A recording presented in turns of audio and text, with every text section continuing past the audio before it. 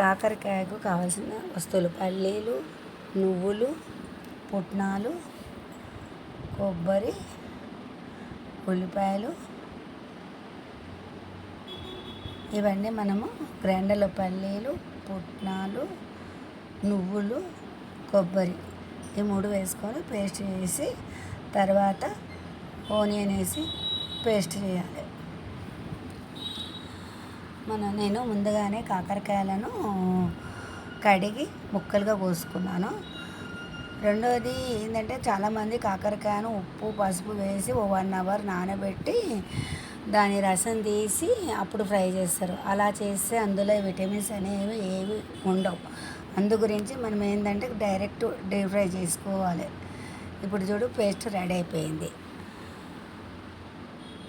ఇప్పుడు మనము కాకరకాయలను ఇలా నూనె పోసుకొని ఆ ముక్కలను డీప్ ఫ్రై చేసుకోవాలి.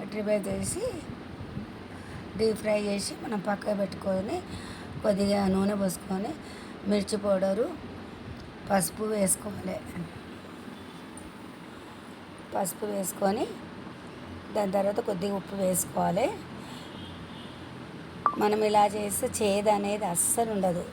ఇప్పుడు డీప్ ఫ్రై చేసిన ముక్కలను వేసి మంచి కలుపుకోవాలి.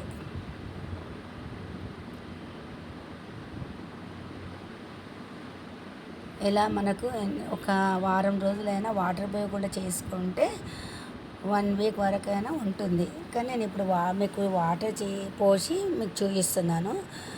మీరు ఎప్పుడైనా చేసుకోవాలంటే వితౌట్ వాటర్ తోటి కూడా చేసుకోవచ్చు.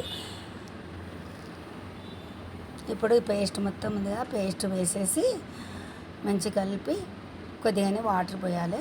వాటర్ పోసి ఒక 15 మినిట్స్ సిమ్లో ఉడకనిచ్చాలి. ఉడికిస్తే బాగుంటుంది. మీకు చేదు అనేదే ఉండదు. కాకరకాయ అస్సలు చేదు ఉండదు.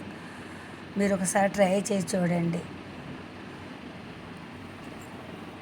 మనకి ఇలా చేస్తే ఒంటికి మంచిది, అన్నిటికీ మంచిది. మనము దాని రసం తీసేసి దాన్ని వేసుకుంటే పిప్పి వేసుకున్నట్టే ఉంటుంది. మనం డైరెక్ట్ కాకరకాయలు కోసి కట్ చేసి డైరెక్ట్ చేసుకుంటే మనకు విటమిన్స్, పోషకాహారాలన్నీ సరిగా ఉంటాయి దాంట్లో. మీరు కూడా చేసి చూడండి. ఇది సిమ్లో 15 మినిట్స్ మంచిగా పొయ్యి మీదనే ఉడకనివ్వండి.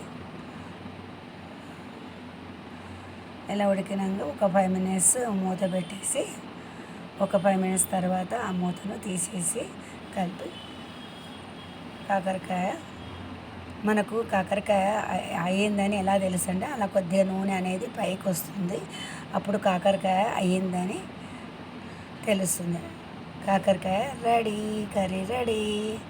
మీరు కూడా ట్రై చేసి చూడండి. Please subscribe.